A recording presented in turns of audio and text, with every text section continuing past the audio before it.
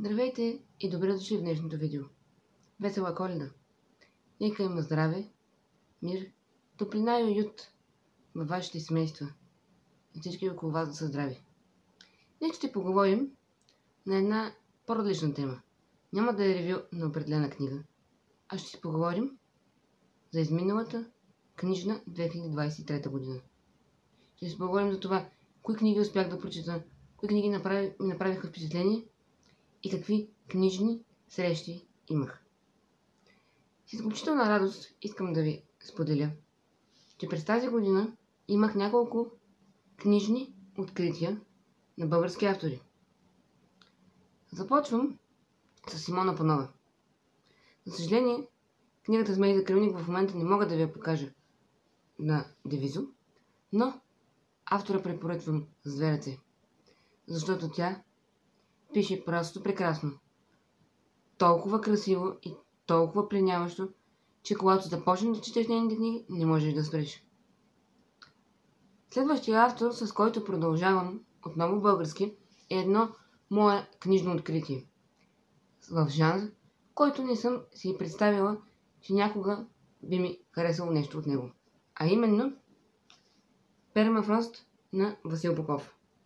Една книга, която е откритие за мен през 2023 година.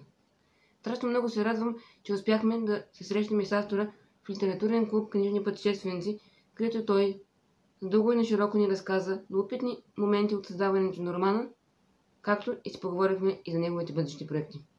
Препоръчвам този роман на всички, които искат да се запознаят по-отблизо с автора или да преоткрият нов жанр. Ще ви хареса. Другата книга, която ще ви покажа, е отново от български автор. Но правя едно уточнение. Тук не искам да препоръчам само тази конкретна книга, а всички книги от автора. Защото автора пише невероятно. Това е Гергана Лаптева. В случая ви показвам третият слой. Последната книга на авторката, с която имахме удоволствието през годините да се срещаме в литературен клуб Книжни пътешественици, а тази година да направим и среща в библиотека Иван Вазов в Пловдив, където да представим именно третият слой. Авторката се пише пленяващо.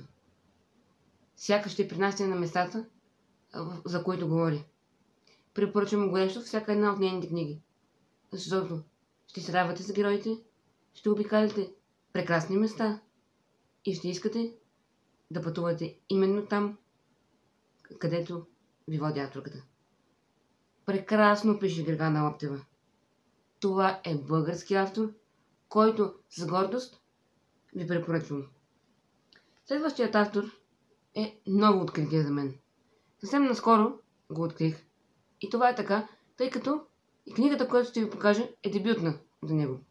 Това е, както може би повечето хора знаят, любим за мен жанр, защото аз много обичам коледните книги. А тук ще ви говоря за Вяра Янакиева и Книжна Коледа. Една изключителна книга, която е толкова лека, толкова приятна, толкова красива. Виждате просто оформлението колко е красиво. А историята е толкова лека, толкова нежна, като романтична комедия. Ще се хареса на всички, които обичат по-леките романи, а също така и тези, които обичат типично коледните истории. Нямам търпение да срещна Нейтън и другите герои от тази книга в нейни следващи романи, защото знам, че ще бъде невероятно приключение да видим именно тези герои в нова светлина. Продължавам с няколко романа, които прочетох през тази година и които изключително много ми направиха впечатление и нямам търпение за тяхните продължения.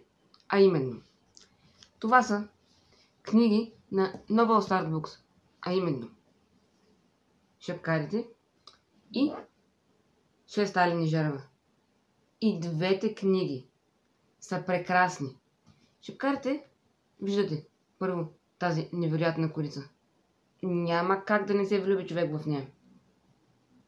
Тук става въпрос за семейство Шапкари, което е част от занаятчийските семейства. които трябва да ушият надежди на мира. И да направят така, че всички занаятчийски семейства да се обединят с тези надежди на мира. Но се случва нещо и някой се опитва да осуети тяхната задача. Кой и защо може да разберете в книгата. А продължението, което доколкото разбрах, че се казва Картографите, нямам търпение да прочета.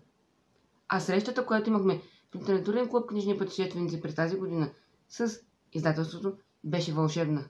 Разказаха ни много интересни неща и ни научиха да правим нещо много интересно, което е свързано и с ето тази книга. 6 алени жерава. Научиха ни да правим именно жерави, защото главната героиня трябва да направи 1000 жерава. Но нещата се объркват. Хартийни, разбира се. Нещата се объркват. Тя бива, да го кажем така, прокълната. И тръгва да спаси както себе си, така и нейните братя. Защото си мисли, че нейната мащеха е виновна за всичкото зло, което се случва на нейното семейство. Но се оказва, че това може би не е точно така. Каква е истината? Ще разберете, ако прочетете романа. Но това е книга, която, си признавам, харесах много заради корицата. И много от моите познати и приятели, особено от хората в клуба, си мислиха, че аз няма да прочета тази книга, защото не е в жанр, който обичам да чета. Но, противно на тяхното мнение, а и изненадвайки сама себе си, тази книга я прочетох за 2 дни. Въпреки големият ти обем, тази книга толкова ме плени, че я изчетох за 2 дни. Препоръчвам и на вас, ако обичате красиви фентази истории.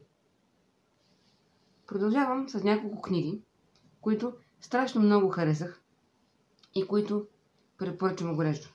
Първата книга е Франсис Скот Фицджералд "Улицата на прасковите".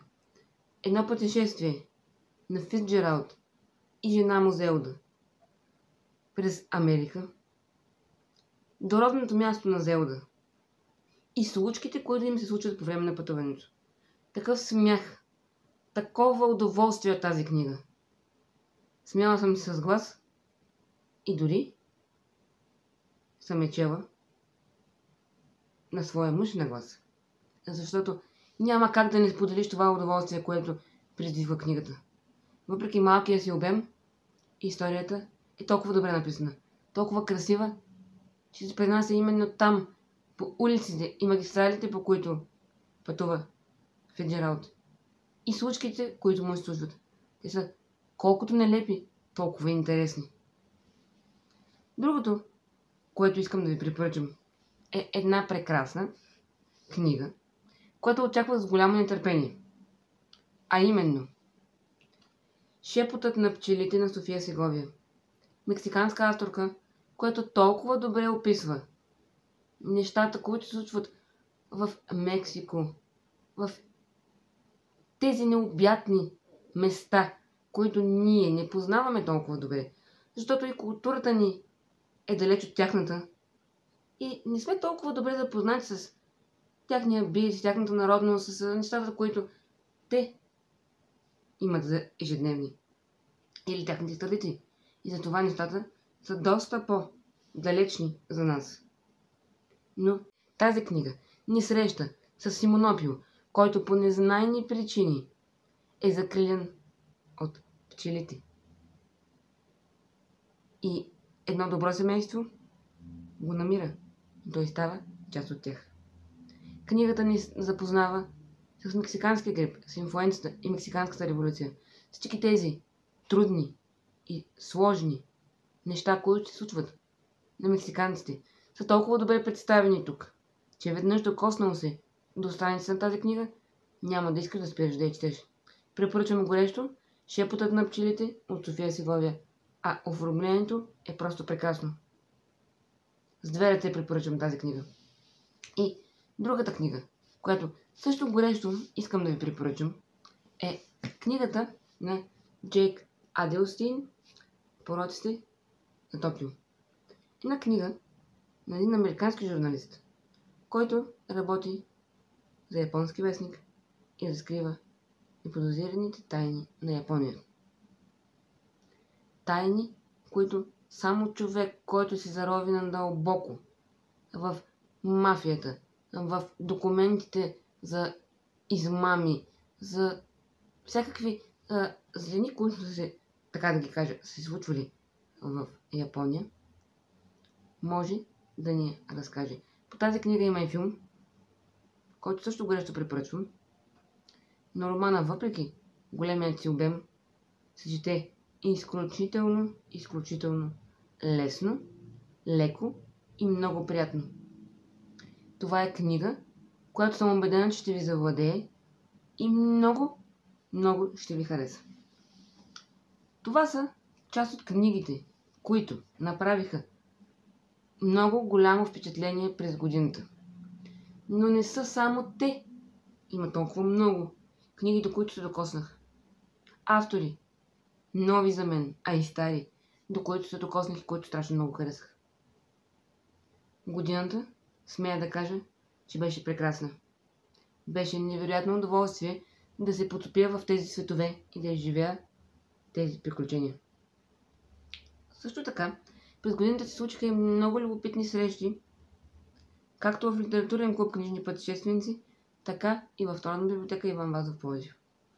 В Народна библиотека "Иван Вазов" имах удоволствието да бъда водещ на представянето на третият слой от Гергана Лаптева. А в литературен клуб "Книжни пътешественици" се срещахме с Нобел Стартбук, с издателство Лемур, имахме срещи с Васил Попов. Аз се надявам, че и през едната година ще имаме още много поводи за срещи, както в клуба, така и в аптека за душата към Народна библиотека "Иван Вазов" в Пловдив. Радвам се, че тази година беше изпъстрена с толкова много книжни заглавия и книжни срещи. Надявам се следващата да е още по-плодотворна от към книжни срещи, срещи с автори на живо и чрез книги. А книгите, до които да се докоснем, да бъдат още повече и още по-добри. Благодаря ви, че останахте до края. Желая ви светли празници, здраве и уют във вашите семейства. Ако това видео ви е харесало, дайте палец нагоре и се абонирайте за канала.